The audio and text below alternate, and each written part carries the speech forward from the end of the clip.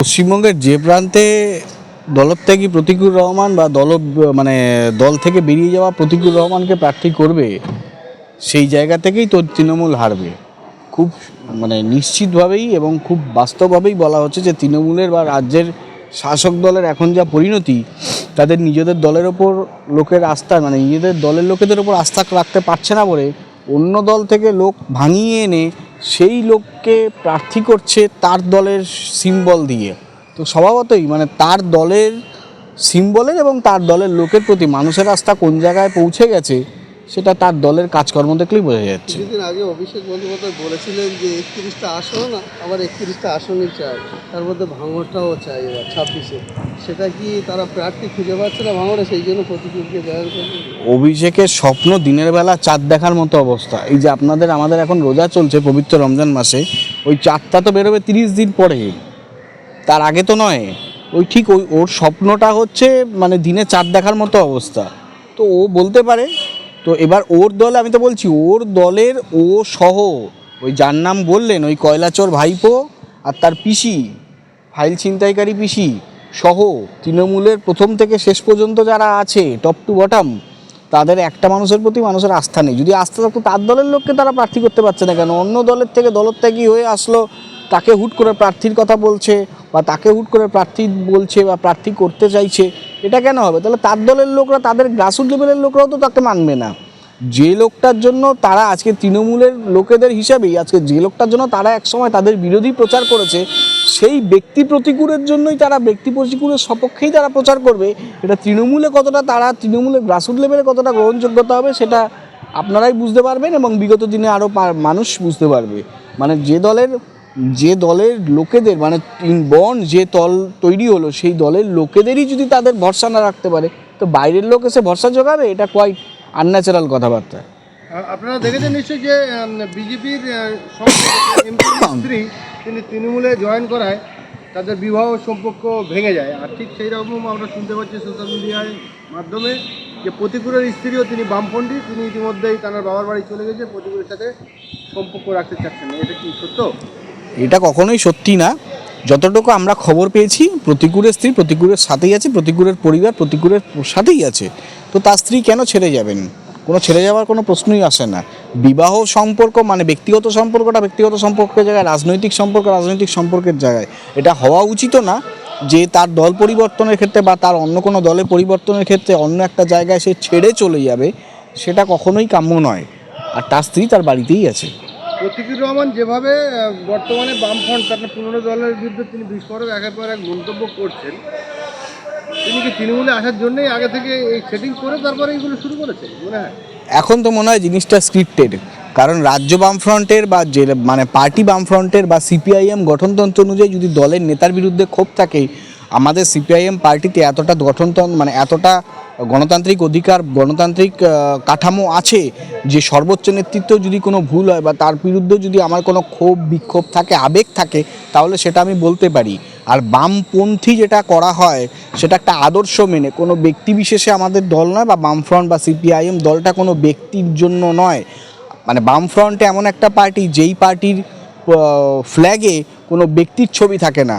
আপনিও বিরোধী পার্টি দেখুন, ওই এখনকার রাজ্যের শাসক দলে মমতার ছবি, আর সেন্ট্রালে রাজ্যের বিজেপির নরেন্দ্র মোদীর ছবি, বা অনেক সময় অমিত শাহর ছবিও থাকে।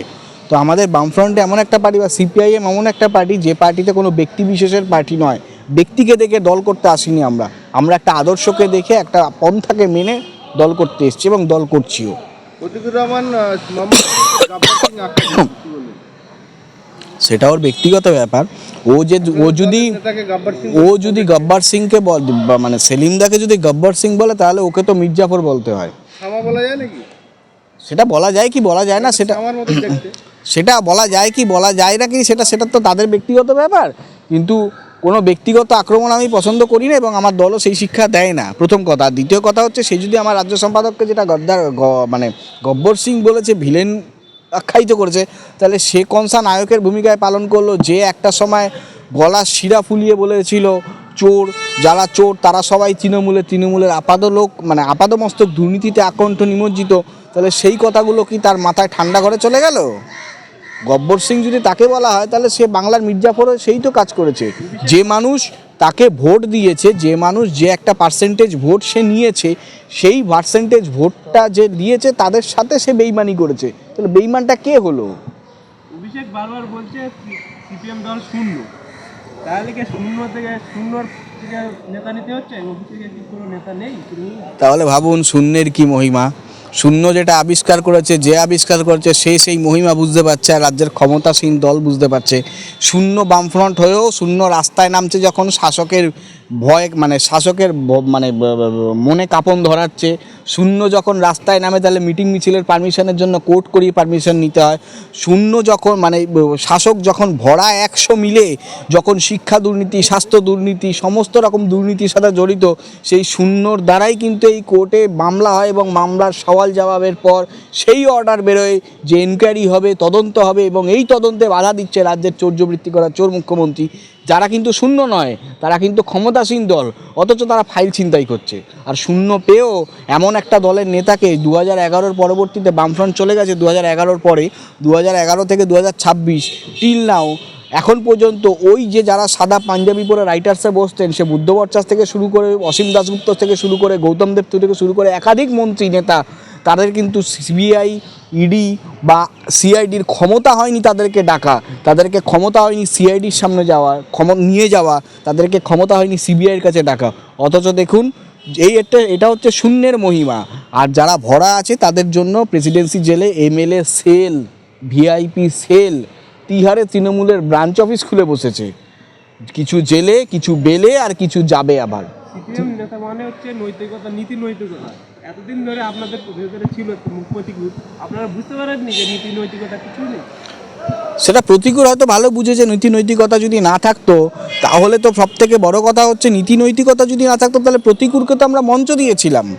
প্রতিকূলকে তো আমাদের পার্টি রাজ্য দপ্তরে, রাজ্য কমিটিতে মেম্বার করেছিল, তখন নীতি নৈতিকতা ছিল। যখন ও একটা জায়গায়, কোনো একটা জায়গায় ক্ষোভ বিক্ষোভ হলো, তখন সেই জায়গায় নীতি নৈতিকতা বিসর্জন। এই সেলিম, মোহাম্মদ সেলিম যার কথা বলা হচ্ছে, এই মোহাম্মদ সেলিম দুটো টার্মে এমপি, রাজ্যের মন্ত্রীও ছিলেন, এমএলএও ছিলেন। তো সেই সময় যখন দল চালিয়েছেন, তাহলে তো উনি ওনার ইচ্ছা মতো তো রাজ্য বামফ্রন্টের সম্পাদক হয়নি।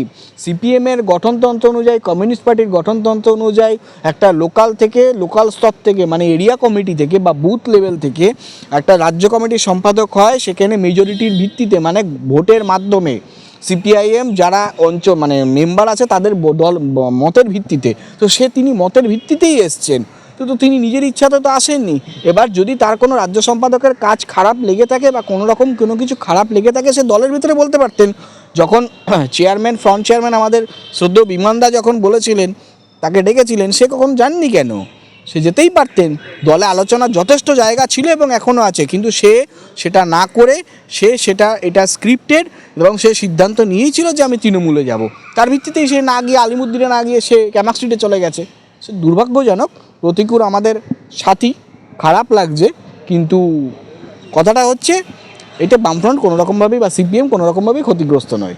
না, উনি প্রতিকুর রহমান মোহাম্মদ সেলিমকে গাব্বার সিং বলছেন, তাহলে কি তিনি নিজে সামা বলে মনে করছেন? এবার তিনি কি বলে মনে করছেন সেটা তার ব্যক্তিগত ব্যাপার, তো আমি বলতে পারবো না।